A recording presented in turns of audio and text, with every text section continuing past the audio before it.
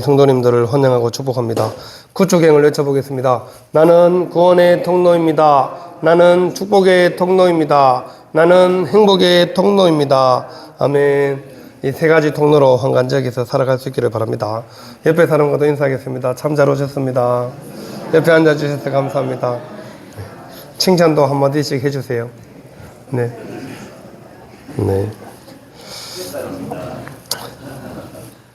우리가 이 전도를 하다 보면 이런 말을 듣습니다. 믿음, 그게 뭐에 쓰는 물건인고, 믿음이 어디에 쓰는 것인지 물어보는 것입니다. 지금 이 시대는 이 가치를 인정받는 시대입니다. 모든 것을 물질로 환산하는 사람들의 눈에는 믿음은 아무짝에도 쓸모없어 보입니다. 내게 얼마나 효용 가치가 있느냐에 따라서 친구 관계, 또 부부 관계, 또 형제 관계, 심지어 부자 관계마저 조절하는 사람들에게 믿음의 가치가 쉽게 이해될 리가 없죠. 그러나 세상은 반드시 물질로만 움직이는 것은 아닙니다. 이 성경은 모든 것을 가능케 하는 원동력이 믿음이라고 말씀하고 있습니다. 히브리서 11장에 보면 계속해서 시작이 믿음으로 이렇게 시작하고 있잖아요. 믿음으로 아브라함은, 믿음으로 이 모세는, 믿음으로 누구는, 이렇게 계속해서 믿음을 강조하고 있습니다. 그래서 교회는 헌금도 봉사도 재능도 따지지 않고 오직 믿음만 있으면 하나님의 자녀가 된다고 말씀하는 겁니다. 구원을 무엇으로 받나요? 물어보면 믿음으로. 하나님의 자녀가 어떻게 될 수 있습니까? 물어보면 믿음으로. 우리가 기도한 것을 어떻게 응답받을 수 있나요? 믿음으로. 다 믿음으로. 그래서 교회에서 이 믿음 빼면 아무것도 남는 게 없습니다. 그래서 하나님께서 우리에게 요구하시는 것도 믿음이라는 거죠. 눈에 보이지 않는 하나님을 보는 것처럼 살아갈 수 있는 힘도 바로 이 믿음이 있어야 가능하기 때문입니다. 예수 그리스도를 믿으시지요? 예수님 안 믿으세요? 묻는데 예수님을 믿으시잖아요.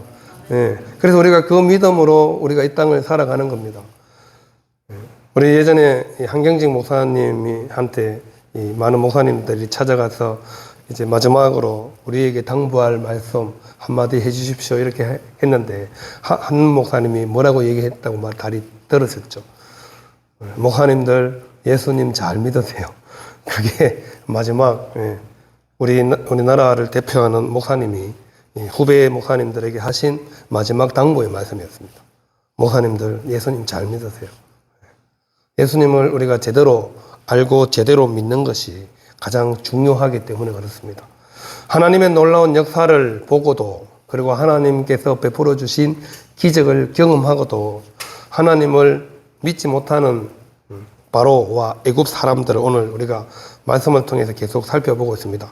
바로가 계속 이 재앙을 겪는 가장 큰 이유가 뭐예요? 교만함 때문에. 교만은 자신이 하나님 자리를 차지하는 것이 바로 이 교만이죠. 그래서 오늘은 7번째 재앙, 5번째 재앙부터 강도가 세졌다고 말씀을 드렸죠. 그래서 우리가 5번째, 6번째를 지난주에 살펴보았고요. 오늘은 7번째. 7번째는 특이한 것이 우리가 발견할 수 있습니다. 하나님께서 바로를 세우신 이유를 말씀을 해주고 있습니다. 하나님께서 왜 애굽의 바로 왕을 세웠냐, 이 말씀을 계속해서 강조하고 있습니다. 하나님께서 돌림병으로 애굽을 쳤으면 지금 애굽에 남아있을 사람이 한 사람도 없을 거다 얘기하죠. 이 돌림병이 뭐예요? 전염병이잖아요. 우리 2020년도에 코로나 때 알게 모르게 많은 사람들이 돌아가셨습니다. 물론 안 죽어도 되실 분들이 코로나 때문에 돌아가셨고요. 또 백신 주사 맞고 후유증이 있는 사람도 많고, 증명할 방법이 없으니까 그게 아니라고 이렇게 얘기를 하지만 많은 사람들이 후유증으로 또 전염병으로 돌아가셨죠.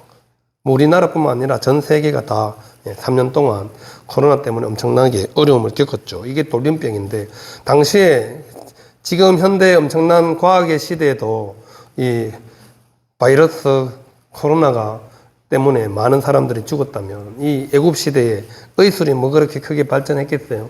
그래서 하나님께서 돌림병으로 너희들을 쳤으면 지금 살아남을 사람이 한 사람도 없을 건데 내가 그렇게 하지 않는다라고 말씀하시면서 하시는 말씀이 바로 바로를 세우신 이유, 바로 하나님께서 왜 16절 17절에 보시면 내가 너를 세웠으면 나의 능력을 내게 보이고 내 이름이 온 천하에 전파되게 하려 하였음이라.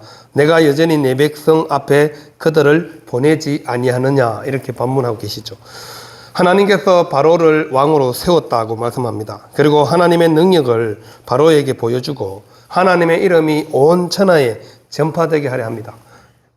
애굽에 재앙을 내리고 애굽에 이렇게 많은 능력을 나타내시는 이유는 하나님께서 누구이신가를 정확하게 알려주기 위함이다 말씀하고 있습니다. 바로가 마음이 교만해서 계속 하나님 백성 보내기를 싫어하지만 싫어하면 싫어할수록 애굽에서 그리고 바로 왕 앞에서 하나님이 누구이신가가 더 확실히 드러나게 된다는 것을 말씀해 주고 있죠. 그래서 하나님은 교만한 사람은 낮추시고 겸손한 사람을 높여주십니다. 이 교만한 사람은 반드시 꺾어서 하나님이 누구신지를 확인시켜 주기를 원하시는 분이 바로 하나님이십니다. 그래서 하나님께서 애굽의 10가지 재앙이라는 것을 통하여서 계속해서 하나님만이 유일한 신이다라는 것을 보여주는 겁니다. 애굽에 많은 신들이 있음을 우리가 봤죠. 오늘 이 등장하는 신은 이제 기상을 관하는, 보여주세요. 이 세트라는 신입니다. 강풍과 파괴적인 기상을 상징하는 신인데, 사막의 모래바람을 관장하고 기상을 관장하는 신인데, 이 신이 하나님 앞에서 아무것도 할 수 없는 무능한 우상에 불과하다는 것을 하나님께서 확실하게 보여주는 것이죠. 하나님께서 우박 재앙을 내릴 때 우박만 내리는 게 아니죠. 천둥, 번개, 불로 표현된 게 번개입니다. 번개. 하늘에서 막 불이 번쩍번쩍 번개가 내리치니까 그것이 불이 막 달리는 것처럼 사람의 눈에 보여서 이렇게 표현하고 있는 것이죠. 천둥, 번개 여러분 같이 막 치고 이 폭우가 쏟아지는 가운데 우박도 같이 떨어지면 어떻겠어요? 얼마나 천둥, 번개에도 기가 죽잖아요. 그죠? 우르르 쾅쾅 그러면 얼마나 놀래요. 가만히 있는데 갑자기 막 천둥이 치고, 꼭, 천둥보다 번개가 먼저 보이죠. 번개가 더 빠르니까, 어쨌든. 천둥, 번개, 우박이 한꺼번에 이스라엘 전역에 내려서, 이 애굽 땅에, 애굽에 생긴 이래로 이런 우박은 아마 본 적도 없을 거다. 그래서 전무후무한 우박이라고 그렇게 말하고 있습니다.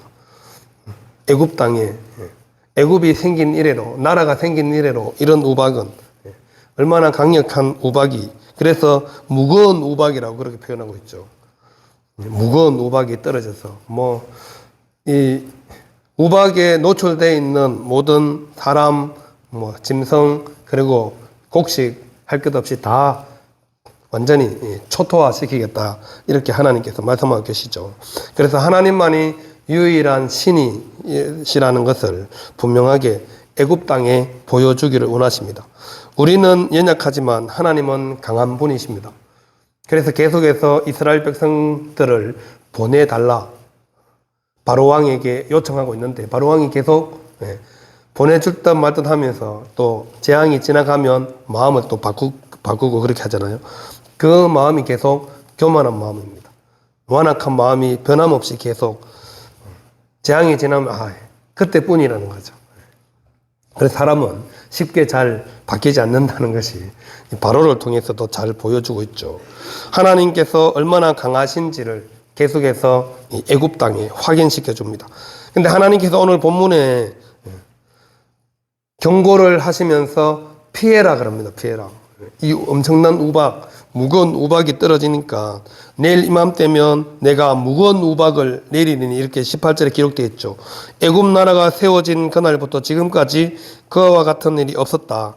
그래서 19절에 이제 사람을 보내어 내 가축과 들에 있는 것을 다 모으라.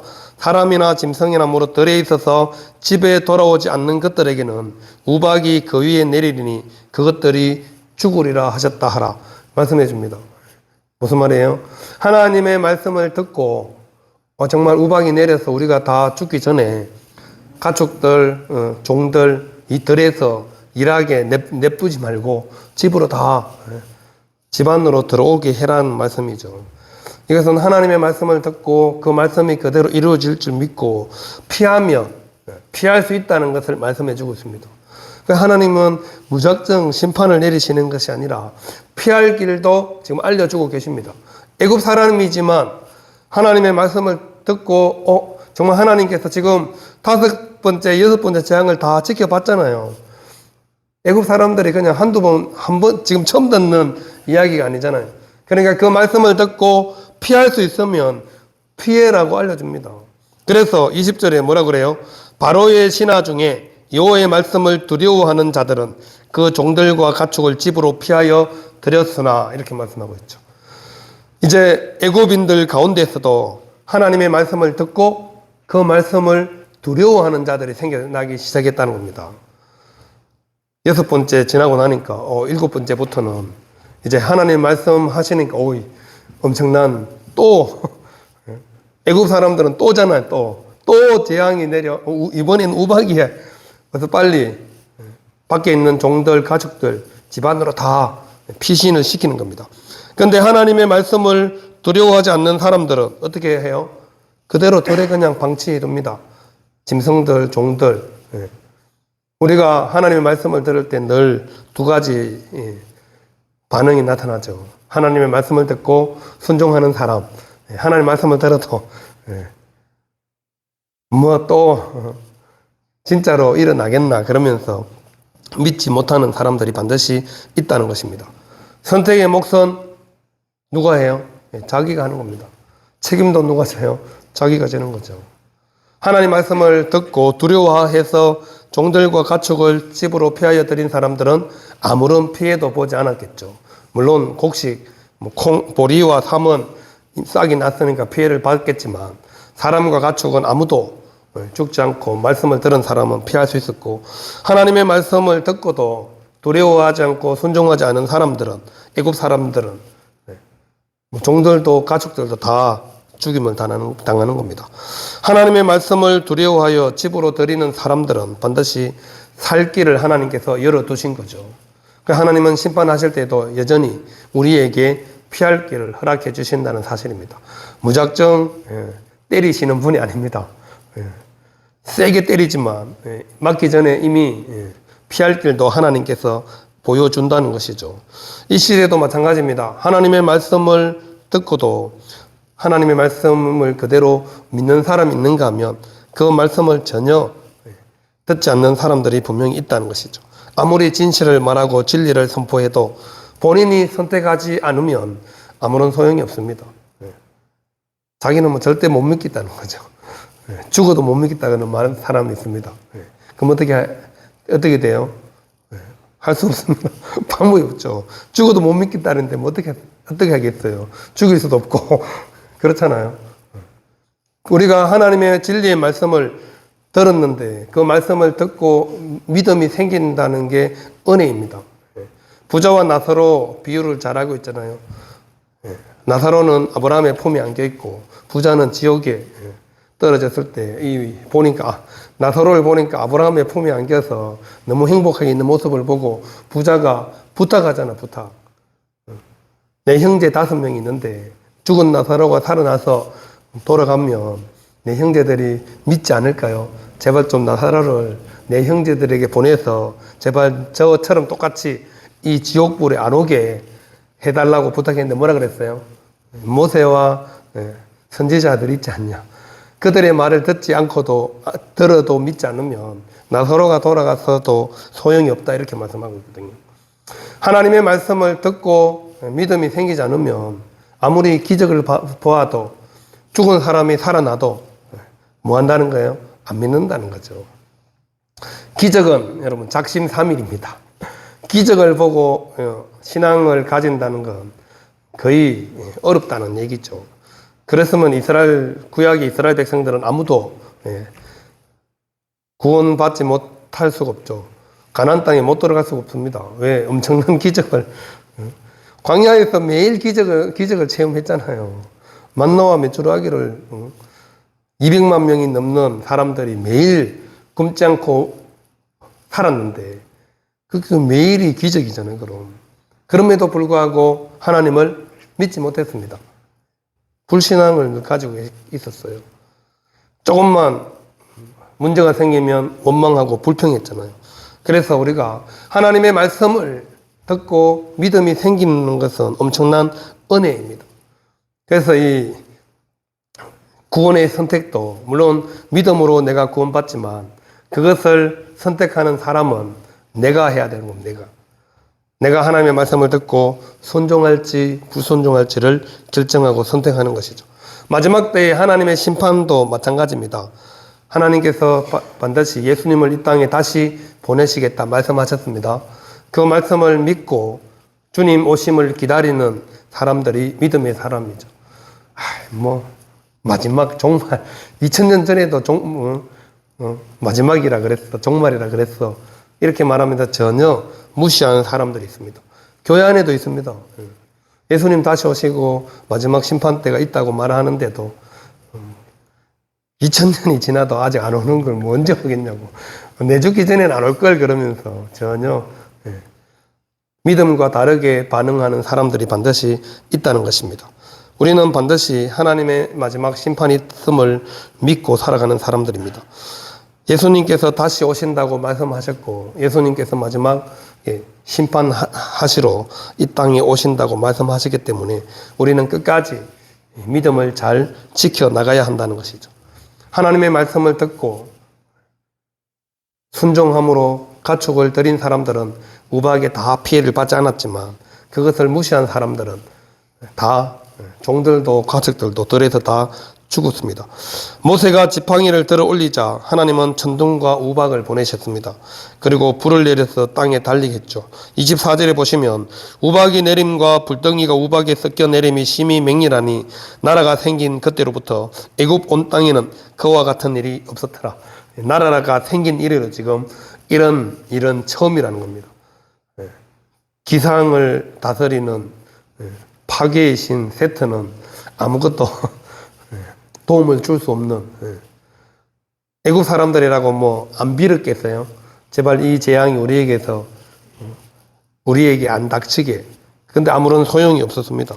하나님께서 하시니 우박이 내려서 완전히 다 엄청난 우박이 밭의 모든 채소를 그리고 들의 모든 나무를 꺾었다고. 이렇게 가지가 부러진 게 아니라 나무 본체가 우박이 그냥 쓰러진 겁니다.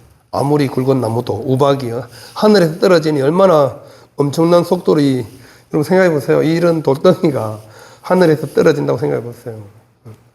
엄청난 높이에서 우리가 상상할 수 없는 속도로 떨어지는데 어떤 것이 견딜 수 있겠어요? 사람 맞으면 그대로 짐승도 살아남을 수 있는 생명체가 아무것도 없습니다.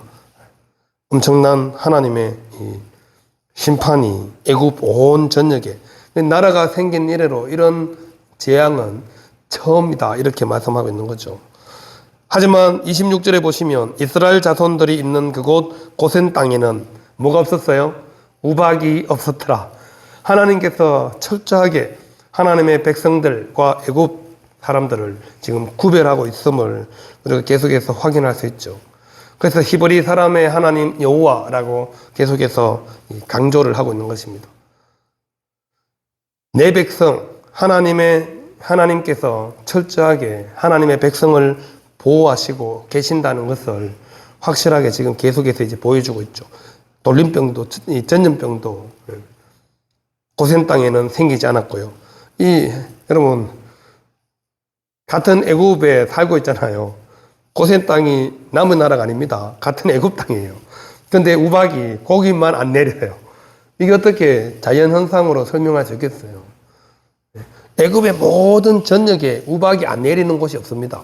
그래서 엄청난 피해를 입고 있는데 이스라엘 자손들이 있는 고센 땅에만 우박이 안 내리는, 그래서 하나님께서 철저하게 자기 백성들을 보호하고 있다는 것을 분명하게 말씀드리고 있는 거죠. 바로가 이제 도저히 엄청난 재앙이 겪으니까 참을 수 없어서 다시 사람을 보내서 모세와 아론을 부르죠.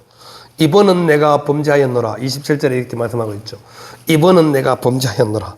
여호와는 의로우시고 나와 내 나와 나의 백성은 악하다. 자기가 이제 악하다고 인정을 하고 있습니다. 처음으로 지금 이제 우박 때부터 이게 그러니까 우박의 엄청난 우박이었음을 말씀해 주고 있는 거죠. 나라가 생긴 이래로 지금까지 본 적 없는 재앙, 그것이 애굽 전역에 내리고 고센 땅에는 안 내리는 것을 알고는 이번에는 자기가 범죄했다고 말하면서 하나님은 의로우시고 자기와 자기 백성은 악하다 이렇게 고백하는 겁니다. 이렇게 고백해도 뭐 잠시뿐이죠. 어떻게든 이 재앙을 피해 보려고 하는 거죠. 여호와께 구하여 이 우레소리와 우박을 그만 그치게 하라. 내가 너희를 보내리니 너희가 다시는 머물지 아니하리라. 이제는 내가 확실히 보내줄 테니까 제발 좀 하나님께 기도해서 우박이 더 이상 안 내리게 좀 해달라 이렇게 부탁하는 모습을 볼 수 있습니다. 여러분, 끊임없이 세상 사람들은 말을 자주 바꿉니다. 여러분, 말을 자주 바꾸는 사람은 별로 신뢰가 안 가죠. 지금 바로도 계속 지금 보내주겠다 하면서도 계속 말을 바꾸고 있죠. 재앙이 끝나면 내가 언제 그랬냐는 듯이 다시 완악한 마음으로 돌아가는 모습을 볼 수 있죠. 우리가 믿음이 없는 사람, 하나님을 대적하거나 거부하는 사람들은 웬만해서는 잘 하나님께 항복하지 않습니다. 고개를 숙이는 것 같지만 진심으로 항복한 게 아니라는 말이죠. 우리가 진심으로 항복하지 않으면 계속해서 얻어맞을 수밖에 없습니다. 그래서 이 10번째 재앙까지 가는 겁니다. 처음 이 경고를 듣고 마음을 고쳐먹었으면 그런 일이 없잖아요. 근데 자신의 교만함을 계속해서 나타내고 끝까지 하나님의 말을 듣지 않으니까 이렇게 계속해서 심판을 받고 경고를 받는 거죠. 우리가 이 고개를 숙여야 할 때 정확하게 고개를 숙일 수 있어야 합니다. 그리고 우리가 고개를 숙여야 할 대상이 오직 하나님 한 분뿐임을 분명하게 아셔야 합니다. 하나님께 고개를 숙여도 전혀 손에 댈 게 없습니다. 하나님께서 말씀하시는 대로 순종하는 것이 훨씬 더 우리에게 유익하기 때문에 하나님께서 그렇게 하라고 말씀하시는 거죠. 그래서 30절에 보시면 모세가 다 알고 있으니까 이제 한두 번 썩는 게 아니잖아요. 그러나 왕과 왕의 신하들이 여호와 하나님을 아직도 두려워하지 아니할 줄을 내가 아나이다. 그래도 말은 들어주겠다 하면서 이제 그래도 여전히 당신과 당신의 신하들이 하나님을 두려워하지 않을 줄을 내가 알고 있다고. 그렇게 모세도 이제 한두 번 썩나요. 그러니까 들어는 주지만 어쨌든 당신들이 하나님을 아직도 믿지 않고 두려워하지 않을 줄을 잘 알고 있다 말씀하는 겁니다. 우리는 현상 속에 숨어 움직이시는 하나님의 손을 발견하는 것이 바로 우리의 영성입니다. 어떤 형상을 통하여서 이게 그냥 자연적으로 생긴다고 생각하면 우연히 일어날 확률이 얼마나 되겠어, 세상에. 확률로 따지면 로또 당첨되는 것보다 더 어려운 일이 겁니다. 그래 우리 살아가는 모든 삶의 자리에 항상 하나님께서 개입하시고 간섭하고 있음을 우리는 믿고 살아가는 사람들이죠. 그 일이 아무리 작은 일이든 큰 일이든 상관없이 하나님께서 우리의 모든 것을 통치하고 계심을 믿는 것, 이것이 바로 믿음이라는 것이죠. 하나님의 주권을 인정하는 것입니다. 우린 그리스도인들은 바로 그 믿음으로 살아가는 것이죠. 바로는 자기가 범죄했다, 잘못했다, 재앙을 이제 좀 멈추게 해달라 말하지만 그것이 다 멈추고 나면 다시 완악해져서 예전처럼 여호와 하나님께서 말씀하신 대로 그대로 돌아가는 모습을 우리가 볼 수 있습니다. 우리 안에는 늘 두 가지 마음이 서로 대치하고 있습니다. 하나님을 따르려는 마음과 육신을 따르려는 마음이 그대로 공존하고 있습니다. 마음으로는 하나님의 법을, 육신으로는 세상의 법을 따라 살아가고 있는 것이죠. 그래서 우리가 철저하게 어느 것이 더 강해지느냐에 따라서 육신이 강해지면 하나님과 멀어지게 되고요. 하나님의 법이 강해지면 육신이 멀어지게 되어 있습니다. 그래서 여러분들이 하나님과 더 가까이 더 친밀하게 살아가도록 하기 위해서 늘 말씀과 기도를 가까이 하는 것입니다. 그리고 죄와 멀어지는 것입니다. 그래야 우리가 더 하나님의 법을 쫓아 살아갈 수 있기 때문에 그렇습니다. 가장 확실한 방법은 예수님과 단단히 붙어 있는 겁니다. 예수님께서 요한복음 15장에 말씀하셨잖아요. 나는 포도나무, 너희는 가지. 포도나무에 가지가 붙어 있어야죠. 그래서 예수님께만 붙어 있으면 우리의 모든 문제, 우리의 모든 것들이 다 해결될 수 있기 때문에 주님께서 너희가 내 안에 있지 않으면 너희가 아무것도 할 수 없다 말씀하셨잖아요. 주님께만 붙어 있으면 모든 것을 다 할 수 있습니다. 영양분도 공급받고 열매도 맺을 수 있고, 맛있는 열매를 맺기 위해서는 반드시 가지는 나무에 붙어 있어야죠. 우리가 풍성한 열매를 맺기 위해서, 그리스도인으로 풍성한 열매를 맺기 위해서는 반드시 예수님께 꼭 붙어 있어야 한다는 사실입니다. 그 붙어 있는 가장 확실한 방법이 바로 믿음이죠. 하나님께서 우리의 모든 것을 책임져 주신다는 그 확신과 믿음을 가지고 있을 때 우리는 하나님으로부터 보호도 받고 또 주님께서 우리에게 베풀어 주시는 모든 것을 공급받을 수 있습니다. 우리의 교만하고 완악한 마음을 예수님께 온전히 맡기고 살아갈 수 있는 저와 우리 모두가 될 수 있기를 바랍니다. 주님의 뜻과 길을 걸어가는 사람이 믿음의 사람입니다. 또 하나님은 진노 중이라도 긍휼을 베풀어 주십니다. 반드시 우리에게 피할 길을 열어주십니다. 그래서 끊임없이 우리에게 말씀하시는 하나님을 우리가 온전히 바라보고 그 말씀에 순종하며 나아가시는 저와 우리 모두가 될 수 있기를 바랍니다. 기도하겠습니다.